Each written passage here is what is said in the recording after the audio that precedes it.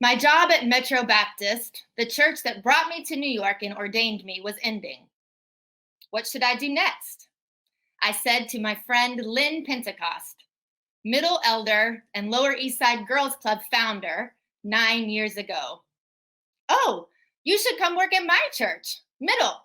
We're a progressive, artsy congregation. Plus, the girls club began in Middle's basement. Middle church? Okay, I thought, and I tucked it away.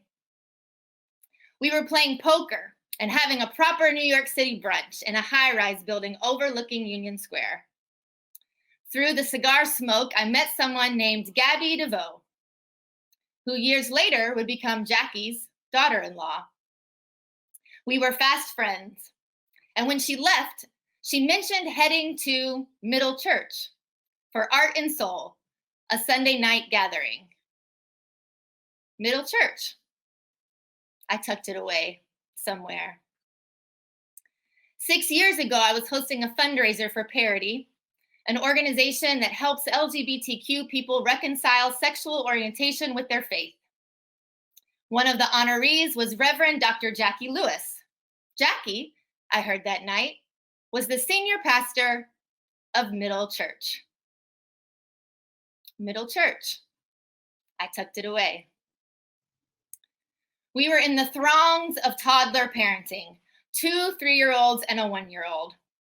We made it to the F-Train platform just in time to realize we would totally miss our home church worship service in Hell's Kitchen. Defeated, I said to my husband, Graham, let's just get off on 2nd Avenue. I keep hearing about this Middle Church place, and I don't know what time they worship, but if we miss it, we can just go to the park. We walked up 2nd Avenue and came upon the large stone facade of Middle. Have we missed worship? I asked the security guard out front. Missed it? You're 10 minutes early.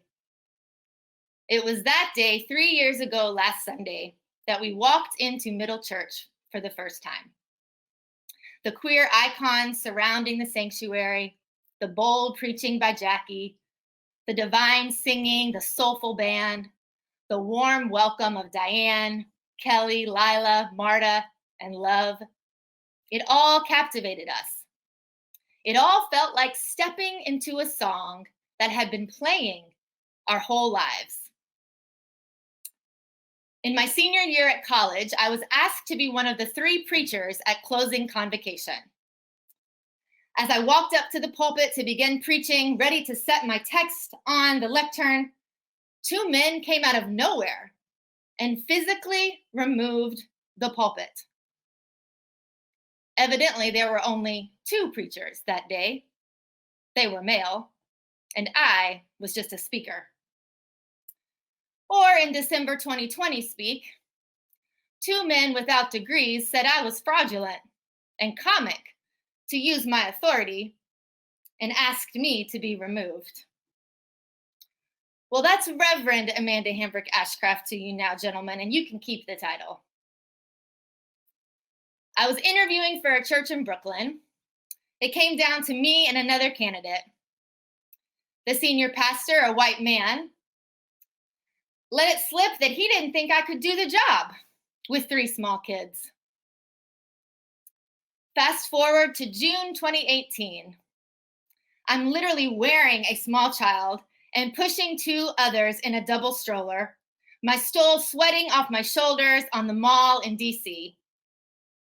We were there for a gathering of the Poor People's Campaign, a national call for moral revival. Amanda? Jackie yelled to me from across the mall. She recognized me because we'd made our way to those pews back in December. What are you doing? Come march with us. That's the moment Jackie cites as knowing that I was the right person for the job at Middle. My white, Kentucky-born self with 3 small children.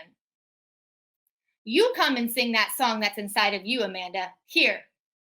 The song that's been being composed your whole life, tickling in your ear, just waiting to be strung together.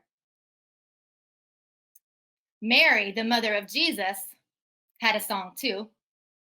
Found in Luke chapter 1, literally just sung to us beautifully by Gabriella. Mary had a song too.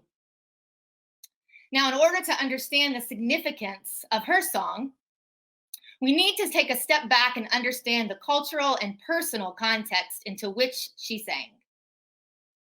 Mary, a poor Jewish child from a community under the rule of oppressive Roman Empire, had just been told she would carry the Son of God. She suddenly finds herself completely marginalized, vulnerable, and scared, with more questions than answers. Plus, if we're being really honest, she had some real first trimester issues. She was tired. She was nauseous, but she wasn't visibly pregnant, so it was awkward that she was tired and nauseous, but she was tired and nauseous all the time. She got word that her fiance was calling off the wedding because her now pregnant self is a disgrace to society, and she was going to be stoned to death. Her future was largely unknown and very grim. Not knowing what else to do, with haste, she ran to the hillside to be with her cousin Elizabeth. Upon arrival, Elizabeth blesses her, and it is then, in community, that Mary burst into song, the text before us. Now, when we understand the cultural and personal context of Mary's song, in the words of Reverend Carolyn Sharp, Mary is no longer the radiant woman peacefully composing the Magnificat. Instead, she is a girl who sings defiantly to her God through her tears, fists clenched against an unknown future. When understood this way, Sharp goes on to say, Mary's song becomes a radical resource for those seeking to honor the holy amid the suffering of real life.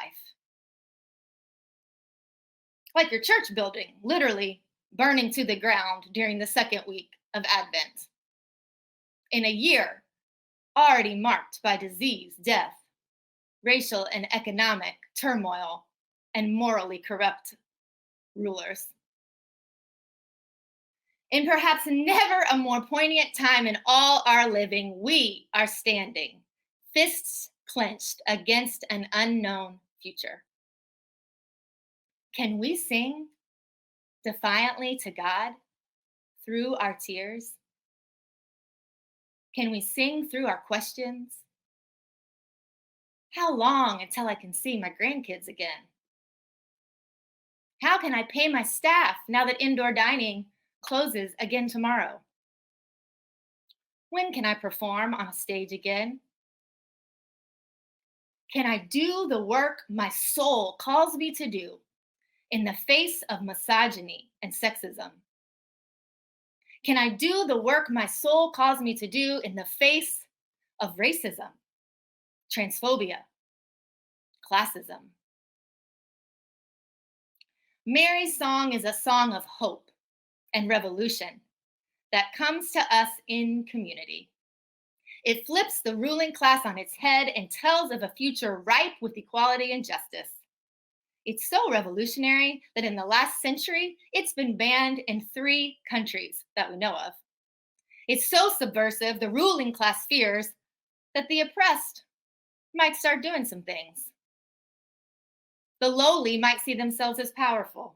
The unsuspecting might come to understand that they are divine. Let's don't include that song.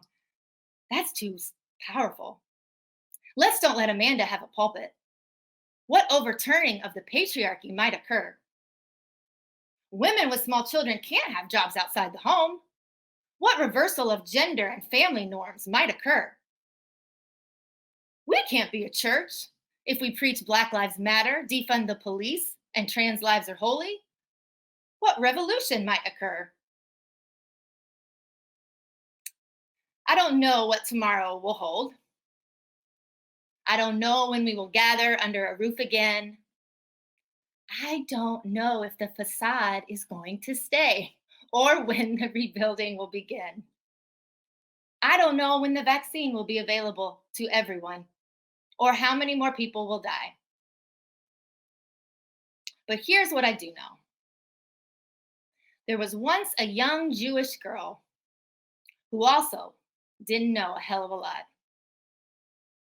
And in the time in her life when she knew the least and feared the most, she sang a song of revolution, of liberation, of reversal, of hope, a song bursting with moral courage. Had Mary been filled with reason, the type the world likes to give, there would have been no room for the baby, Madeline Engel once said. Mary sang a song of a world where there's enough for all, where God brings down the powerful from their thrones and lifts up the lowly, filling the hungry with good things and sending the rich away empty. She sang a song where possibility flourishes and where every person, despite how society views them, is redeemable and lovable. In Mary's song, Brandon Bernard is still alive, not executed by the state.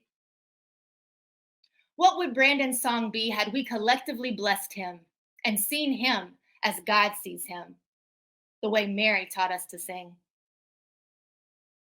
I know it's been a difficult week, month, year, maybe for you, years. But here's the thing. Because Mary sang, we too can sing. In the face of debris, crumbling brick, sanctuary stones. In the face of racism, sexism, skepticism, inequality, we too can sing. Everyone has those one or two people in their lineage that when you think of deep faith come to mind.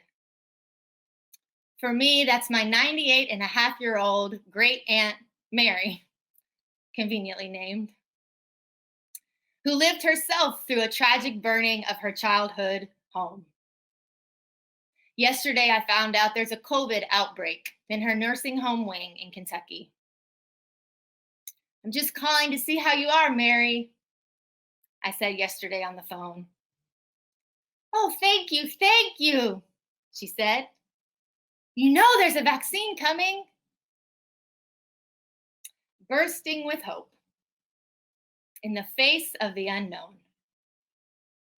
There are Marys all around us because we all have the promise of God within us. We all have a song inside of us, a song that looks a lot like love. Mary's song is a love song. May the courage of the one who saw the world as it could be inspire us and carry us today as we find not only our individual songs, but our collective song of liberation too. Amen.